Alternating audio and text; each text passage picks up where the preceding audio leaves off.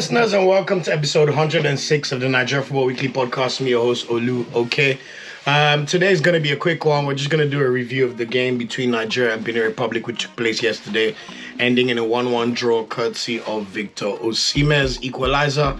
And I'll be doing a quick preview of our game against Rwanda. So, first things first, how did the game go? Nigeria drew against Benin. Mohamed Tijani scored for Benin Republic from a corner kick, which we're going to get into in 16th minute. And Victor Osimhen scored an equalizer in 81st minute for the Super Eagles. How did we start? No surprise here, to be honest. My prediction of the starting lineup with the 4-3 or 3-4-3 was pretty much spot on with the exemption of Iheanacho. So we had Nwabali in goal, Basi left centre-back, Trustekong in the middle of defence. Gabriel Osho made his debut for the Super Eagles as the right centre-back. And then we had Ndidi and Iwobi in the middle of the park. Onyemachi and Ola Aina were both of the full-backs. Lukman as the left wing, Victor Osimhen up top. And then very surprisingly, Iheanacho started as the right winger. This is a guy that has not played right wing at all in his career. He's struggling for form in his club side. He has not scored any goals apart from a Copa del Rey game against a third division side in Spain. So, Eguavon needs to explain that one to me. That's where we need press conferences where Nigerian pressers, they actually respect the journalists and they give them the right questions. Because when I saw that press conference before the Benin match and the press officer is saying, ask Eguavon the questions first, then ask the captain questions, I was just like, some things will never change in Nigeria, man. I thought it was extremely stupid. But I hope someone asked him about Iheanacho after the game. I haven't seen a post-game press conference. You know Nigeria, we know how they go now. But anyway, last, we move. We didn't lose. How did the game go? Benin dominated the match. They had 12 shots, 2 on target. Nigeria, in the whole match, 90 minutes of play, we had 5 shots. 2 on target, even though we dominated possession with 68% possession. We're basically playing like Arsenal of recent games where you dominate possession, but there's no penetration, no chance creation, no nothing. Just passing the ball from side to side, side to side, side to side, and also the occasional long balls. My God, Eguavon loves long balls. I don't understand. This is a team with top-tier internationals playing in Europe, but yet we're reduced to side-to-side passing and long balls. Anyway, we had far more passes as you'd expect with our possession. Pass accuracy 85%, not that bad. We didn't get any yellow card or red cards, although we were caught offside 6 times. We only had 1 corner in the entire match. That shows you the lack of penetration when you only have 5 shots on goal and only 2 on target. In the first half, we saw a chance for Iwobi. Lukman passed to Onyemachi, crossed to Osimhen, but Iwobi's backheel attempt was blocked. Osimhen had another chance in the 14th minute but could not convert. 16th minute, we saw the goal from Mohamed Tijani. I'll be honest, even though they say it was an error by Nwabali, it was Nwabali and also with Ndidi. Did you see how lackluster Nigeria were in terms of defending set pieces? My God, it was shocking. Like, I know international teams don't have as much time to work on set pieces, but you have to play like you even care. You could tell, the main summary of this game is you could tell Nigeria knew they already qualified for AFCON. And they played like it was not an important game. But you like to think that even professional pride would come into play. Benin had a corner. They passed the ball straight to... It was a short corner for a winger to cross the ball in. And Ndidi didn't even close the guy. He was in front of him, but he was at least 5 meters away from him, just standing there. I was like, Ndidi, you wouldn't get away with that in Leicester. Like, what the hell are you doing? Of course, they crossed the ball. Really powerful header. Nobody should have saved it. Yes, you say it was raining, but it literally went straight through his toes. And he tried to catch the ball, but it slipped through his fingers. So, yes, it's our first goal we consider in AFCON qualifiers, but we have to call it a spade when a spade needs to be called out. Error by Nwabali. Not good. Not at all. However, 2 minutes later, Nwabali saved from a Junior Olaitan shot, so that was good. 20th minute, Lukman cross. No one was there to convert. 21st minute, late tackle by Steve Munier on Ekong. Surprisingly, no foul was given. 23rd minute, we saw Onyemachi with a dangerous cross towards Osimhen. Benin's keeper initially caught it, but let it go and then recovered. Lukman had an offside chance, although he wasn't actually offside. 24th minute. You know, African officials and the way they flag for offside. What else do we see? 25th minute, overhead kick by Tosin Ayegun for Benin, but off target. 27th minute, we saw him actually make a crucial tackle in the box, prevents dangerous chance. 41st minute, Osimhen missed the header. He should have scored the chance. To be fair, he made the chance because we know what a monster Osimhen is in the air. But it's one of those things that comes. You can take the good and the bad when you're looking at early strikers. They will miss some chances that will make you shocked. But at the same time, he probably should have scored. In the second half, I don't know why Guavot not do this to start the game. He then moved to a 4-3-3. Took off Gabriel Osho. Took off Iheanacho. I don't know why Iheanacho started the game anyway. Brought on Moses Simon, who we thought would start. Moses Simon played as right winger. I know Yedika came to make the midfield a trio rather than two. So moved to a back four with Bassi and Ekong, Aino and Oyemachi. And then Yedika in the middle of the park with Ndidi. Then it will be as the cam. Simon right winger, Osimhen up top, and Lookman left winger. Big chance for Benin immediately after 50th minute, but he missed. To be honest, it was all Benin until the 60th minute. We did have a good chance by Yemachi. He shot from outside the box, but it went just wide after a layoff. That was probably one of the better chances we created. 63rd minute, we saw a great cross from Ola Aino. Osimhen cushioned the ball into goalkeeper's hands. It wasn't his best attempt, but it was a bit unlucky because he tried to stretch his left leg to hit the ball, but there was not enough pace on that, so the goalkeeper easily gathered. Another cross from Aino played well, even though I've been hearing some interesting thoughts, but he was lively. Osimhen could not control that cross. In the 72nd minute, I'm not sure what Guavon was thinking here. He brought on Victor Boniface to replace Iwobi, but Victor Boniface is not a cam. I thought Victor Boniface was really shocking. So I know that joke he cracked about his village people swearing for him. Honestly, it looks like it's true, man, because I thought Boniface was awful. 73rd minute, we saw another cross from deep by Moses Simon. Osimhen's header from a difficult angle, but it went wide. To be honest, Osimhen tried his best. You can always feel his presence. And then finally, in the 81st minute, we finally equalized. I was thinking, how can Nigeria lose to Benin again? Twice in 1 year. Before this year, we've never lost to Benin Republic ever in our history. They're literally minnows that we beat all the time. And honestly, thank God for Osimhen. But the Simon whipped in the cross, deep cross, swung it with his right foot from the left flank, and Osimhen with an unbelievable header straight into the back of the net. Typical Osimhen goal, the kind of goals that only Osimhen can score, at least when you think about Nigerian players. So that was really good. 82nd minute, we then saw brighter side Samuel coming for a line, no, and then not much really happened. 92nd minute, we saw Onyeka come and play Lookman, and then we saw a very silly corner given away by Bruno Oyemachi in the last minute of the game. He was just panicking in defense. Long ball towards the Nigerian goal. The Benin Republic players running. Oyemachi is the one defender and he's panicking. He can't really cushion it to the goalkeeper. And he just heads it out for a corner. It was just shocking, to be honest. But overall, thoughts on the game, manageable. It wasn't a good performance, to be honest with you. It seems to be the tail of the tape when we think about Nigeria. Let me first talk about the good. Osimhen. Osimhen is by far the most important player for Nigeria. Without Osimhen, our attack is blunt. Remember the Libya games? Thank God CAF awarded us a 3-0 win because in Uyo we won 1-0 with Fisara Delebashu scoring in 81st minute. We are literally toothless without Victor Osimhen. So all of you that want to abuse Osimhen or say he's not clinical, shut the fuck up, man. Without Osimhen, we're in trouble. This guy is our best player by far. He scored yet another goal. He's now equaled Chego Odigbami as second highest scorer in Nigerian history. The only person ahead of him now is the great Rashidi Yekini. And as long as Osimhen keeps on going, in the next 3-4 years, he will definitely beat Rashidi Yekini's goal and become Nigeria's all-time top goal scorer. But the Simon was also really good when he came on, very, very lively. Assisted Osimhen's goal and was very good when he came on. So, Moses Simon, I'm sorry on behalf of Egavo. I don't know. I can imagine you thinking, how the hell is Iheanacho playing ahead of me? When I've been playing well for my club side, I play well for Nigeria. Like, what the hell is going on here? So, Egavo, explain that one. Oyemachi was good overall going forward. As I said, he could look suspect in terms of defensive positioning sometimes, but it is what it is. Another person that, whether I like it or not, still continues to make an impact is Lookman. No matter what happens, he was our only outlet in attack. Nigeria, we have a big problem playing through the lines. We don't know how to create chances. We really should have begged Iberizi to play for us or something. That guy's not even getting call-ups for England anymore. But we really, really lack creativity. Iwobi keeps being played in the wrong way. Iwobi for his club has been playing as a left winger or a right winger or as a cam.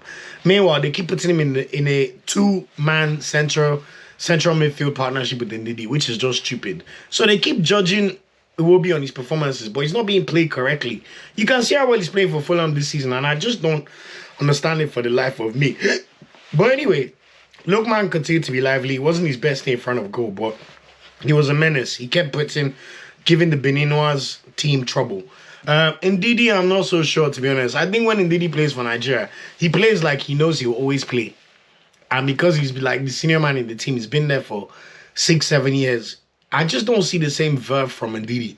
Sometimes he looks all right, but when you think about the Ndidi that has been playing for Leicester and the way he's able to get assists, still be top in terms of tackles and interceptions, we don't see that Ndidi for Nigeria, man. I don't know what to do about that one. Not so good performances. Nobody. Strange goal to concede, to be honest. But also, he hasn't been playing games in the last few weeks with the SPFL on the break. So, Okoye, I hope Okoye at least gets a chance to start again for Nigeria in the game against Rwanda on Monday. Because Okoye has not played for Nigeria since that Tunisia AFCON round of 16 exit in 2022 January. So, surely he deserves a chance. Iheanacho was awful in this match. I don't know what to mention about Iheanacho.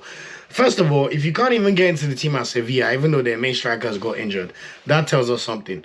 Before Ejike got injured, Ejike was the one that was playing games for Sevilla, not Iheanacho. Iheanacho's struggling, man. I don't know what's going on with Iheanacho. I don't even want to speculate, but he should not play a single minute for Nigeria again until he sorts things out. In general, anyway, Osimhen again, I want to shout out positivity. He continuously shows us what it means to occupy defenders and shows us what presence means. Whether he scores or not, he's a menace. The defenders are always looking at him. They're always attracted to his movements, no matter what's happening in the game. That's what you say when a striker continues to put himself about. Even if he didn't score, you can say that he had an effect on the game. But as I said, in terms of negatives, lack of creativity, I don't know what we're going to do. Nigeria cannot be playing Benin Republic and getting 5 shots in the entire match. That is terrible. You know, really, really bad at creating chances of progressing the ball. It's not good. We don't create enough overloads. When you watch your Premier League teams, or even if you watched England yesterday, you have to create overloads. There's a reason why when you're playing FIFA or in general, you always try and aim for triangles. When your player on the right wing or the left wing is about to try and cross the ball or trying to make his man, you make an overload run. So you give him an option whereby the defender has to think about 2 players or not. We don't do enough. We keep leaving our wingers isolated and we just play cross and inshallah ball. I don't get it. We don't penetrate through the middle. We don't do anything because Nigeria have clearly not defined what the cam is supposed to do in that position. Unless we emphasize the Libashiru plays and he's making runs from outside the box into the box, which is why he has scored those 2 goals for Nigeria so far in his limited caps. But it is really bad. What is the plan? Cross and inshallah cannot be the way for Nigeria. Yes, if we're playing a tough game against tough opponents and we're losing 1-0, you can cross and inshallah hope for the best with Osimhen. But we're seeing the same kind of structures and things that we saw in the AFCON final when Nigeria was absolutely toothless and Osimhen was negated. It is not good enough. We need to dominate games irrespective of the context. Yes, you have qualified, but you have to batter the smaller teams on your continent. We keep doing okay at AFCON. Yes, we got to the final. But how have we progressed since AFCON in February? We've gone down in the rankings. Thank God they even moved us up slightly over last month because of our Libya win. 1 fake win, 1 real win. But it's not good enough. We play very lackadaisical, like we don't respect our opponents, so we don't respect the badge. I don't care. Are you trying to tell me that Nigeria can win friendly games? We're not really playing any friendly games recently. But we keep putting on performances which are not good enough. You have to lay down a marker. We're playing against Benin and it's becoming a rivalry. Bro, all the times we played Benin from 1977 to 2021, we beat them in every single match except 2 in 1987 and 1979, which were draws. And then we lost once to Benin in the African Nations Championship, which is home-based players in 2017. Most of the other time, win. But guess what? This year of 2024, since Grenell Rowe's been there, we've been playing them. We lost to Benin Republic in June. Lost in a World Cup qualifier. Yes, we beat them 3-0 in September. Thank God for that we know. Even though I predicted it to be 1-0 and they were trying to attack me. And now what have we seen again? We need an 81st minute equalizer to equalize against Benin Republic. Benin Republic. Our minnows to the left of us is who are dragging match. I don't care if you qualify for AFCON or not. It's not good enough. It's not good enough. We need to see, especially those set pieces and chance creation. That's my biggest problem with the Super Eagles. We're not seeing it. Set pieces, look at the goal we conceded. Go and practice. Go and practice. We have big men in defense. What's going on? And then one person I have to call out for his bad performance, Boniface, man. I know they've swore for you in your village, but man, Boniface kept, I think they told him to play as a cam or a bit deeper. He kept playing these lackadaisical balls to the right winger and he had a few misplaced passes and I was just like, Boniface, do you want to score your first international goal or not? Play like you want to be there and you really want to score. It's not good enough. It's so bizarre. What does this mean now? In this whole year, since AFCON, Nigeria had not won a away match, apart from that 3-0 that they gifted us against Libya. So how can we be giants of Africa if it's like we struggle against big teams, but we still somehow manage to beat them because of Osimhen. But we also struggle against small teams and pray for Osimhen. And inshallah. Like, it's not good enough, man. It's not good enough. So I would like to see some much more improved performances before we play Rwanda on Monday. Anyway, the good news with that draw, we've qualified for AFCON. We qualified before the game even got played, to be fair, because Rwanda decided to lose at home to Libya 1-0. The good thing is with the draw, Nigeria finished top of the group regardless. We have 3 wins and 2 draws from 5 games, plus 7 goal difference. Even if Benin win their last game, they can't catch us in points. So we've topped the group, which is how it should be. One thing to also mention, Benin and Rwanda in this group are in our World Cup groups. We're not playing them like teams that we're trying to lay down a marker. You have to lay down a marker against Benin. We're playing them next year and we're already struggling in World Cup qualifying. They beat us 2-1. We're going to face Ghana again. And we can't even lay down a marker and really show them who's boss. It's not good enough, man. But anyway, we'll move on. Thank God they did not lose because it could have been far, far worse with, Guardiola, our Nigeria Guardiola, Guavon. Look, let me tell you one thing about football. It's the same way Man United players are praying for Amorim. No matter how good your players, you cannot substitute it for good coaching. You need a good coach. Especially international coaches when you have the players for a limited amount of time. Give them a plan. They're going to play off the cuff a bit more. Let them shine. Let them shine. So anyway, it is what it is. We move on from Benin and we'll see how the Rwanda game goes. So Rwanda, what do we have to do? We're playing Rwanda on Monday in Uyo. We've already qualified, but Rwanda need a win in that game to qualify for AFCON. And they have to pray that Libya somehow beat Benin Republic at home. We're just playing to play the final game, really. But we must take it seriously because of FIFA World Rankings. We're 36th in the world. We should be top 30, top 20 in my opinion. So please win this game. We have to play World Cup qualifiers against Rwanda too. So lay down a marker against Rwanda when we play down on Monday. Show them who's boss. It could be Equavon's last game in charge as well. So let's see. I don't know if NFF, and we know they're always broke anyway. So we'll see what happens with all this coach there, coach there. But on a positive note, after this game against Rwanda, we don't have to lament about Super Eagles, worry about Super Eagles till March next year. No more international games for at least 5 months. So we take that one, or 4 months, so to speak. What's the tail of the tape between Nigeria and Rwanda? Super Eagles were 4th in Africa, as I said, 36th in the world. Rwanda, 36th in Africa, 126th in the world. No excuse not to win. They've got a good head coach, Thurston Spittler. Last time he played Rwanda, remember, we drew them 0-0. Even in AFCON qualifying, we drew against Rwanda in Kigali. Remember that we're praising their goalkeeper from Kaizer Chiefs for the number of saves he's made. So make sure we win. In fact, after the World Cup qualifiers, after the international break in Kigali, World Cup qualifiers in March, the first team we play is Rwanda. So I don't want to hear no stories in this game. Whether or not it matters or not, we're going to have to play Rwanda immediately on the 17th of March in the World Cup qualifier, match day 5. If we don't win that match, forget the World Cup. Don't book your visa. Don't think about America. It's not happening. So lay down a marker. Rwanda is going to be the team we play on Monday, and we're going to play them first again in March. Yes, there's African Nations Championship qualifiers between Ghana and Nigeria, but that's home-based players' business in December. So we're playing our next 2 games with the Super Eagles of Nigeria against Rwanda. So lay down a marker. I don't want to see no bullshit or hear no rubbish. If you look at our record against Rwanda, we've never lost against them. However, we have not beaten them since 2012. We've drawn against them 4 times and won twice. Yes, only 3 of those games were in Nigeria, and 1 was African Nations Championship. But we need to beat Rwanda in their house. Enough is enough. Do what you have to do. So as I said, who do we have to be aware about? Kaizer Chiefs goalkeeper, Fiacre Ntwali. Kaizer Chiefs goalkeeper, very impressive in the first. That performance played against them in World Cup in the first leg in 0-0 draw. So we have to play better. We're not really sure what the starting lineup will be for this game because we've already qualified as top of the group. So maybe Eguavon might be experimental. But please, play 4 at the back. Let's dominate the game for once and let's showcase. What I would love to see, this is not my predicted starting lineup. I don't know what we're going to see. I want Okoye come in. Let's see Okoye come in. Basi and Ekong should continue. Oyemachi did not do anything wrong, so let him continue as left wing back. Olaino continue as right wing back. I won't see Ndidi dropped. It will not happen. But play Oyedika and Oyeka if you must. Let's see how they can perform, please. Play Visara Delibashu. Start this guy. Every time he scores a goal, they put him straight on the bench for Nigeria. Let him play. He needs the confidence. His manager at Lazio is not playing him, but he plays well for Nigeria. Osimhen will definitely start again. Lookman will definitely start. And I don't want to see Nacho anywhere in that team. Play Moses Simon. That's what I would hope to see. So let's see how it goes. And then finally for me, score prediction. Look, if I predict 3-0, 4-0, I'm lying to you. Nigeria, we haven't yet consistently shown that we can beat the smaller teams in Africa convincingly, like some of our mates do. You know, don't get me wrong, the level of African football is going up. But because it's Nuyo and we have nothing to play for, I'm hoping Nigeria will still make our fans proud and actually play well. So I'm predicting a 1-0 win. Victor Osimhen is going to become the second outright top goal scorer for Nigeria. Hopefully it will be 2 or 3.